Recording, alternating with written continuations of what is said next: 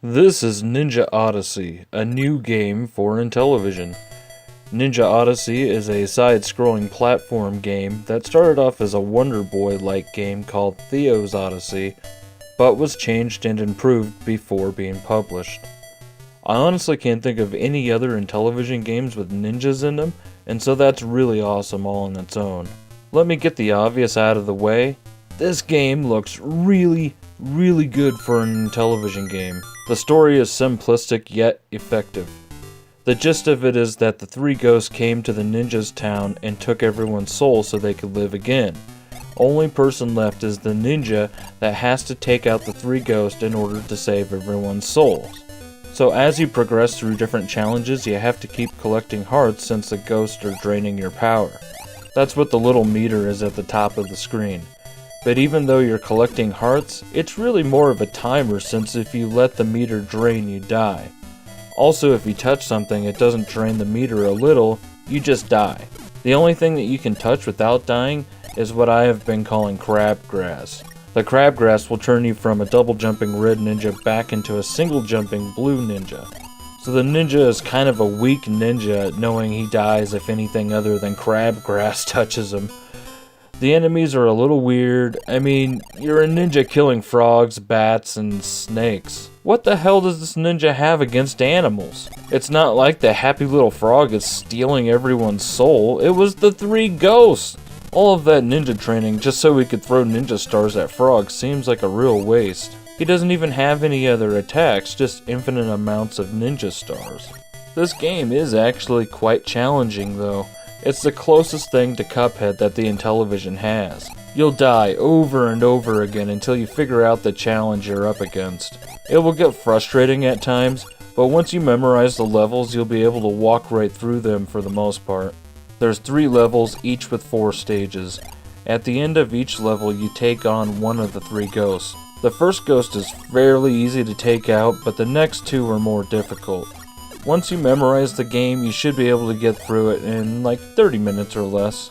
Regardless of the ninja's obsession with killing animals like a future serial killer, and the fact that he's kind of a wuss that refuses to do any other attacks, this game actually has a lot of good things going for it. Aside from the outstanding graphics and music, the controls actually feel really good.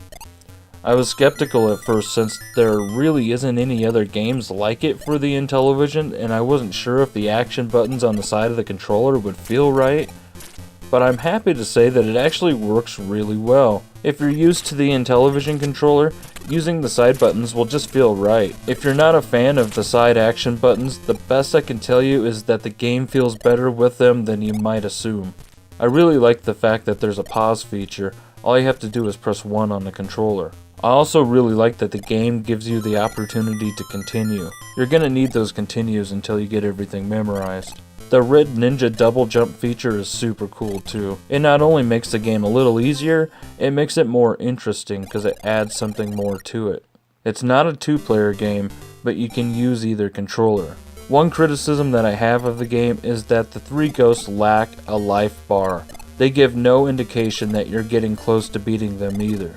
But really, considering this game even has level bosses in the first place is totally awesome.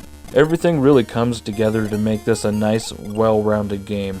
It's a big step in the right direction when it comes to games I would like to see made for the Intellivision.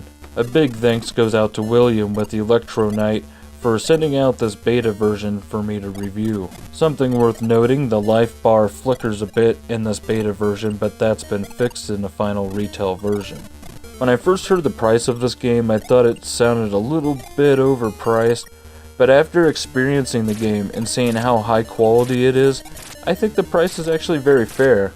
If you have an LTO flash, you can get a copy that will work on your LTO flash for only $20. The ROM file won't work in any emulator because it's a Luigi file, which is a file that only the LTO flash understands.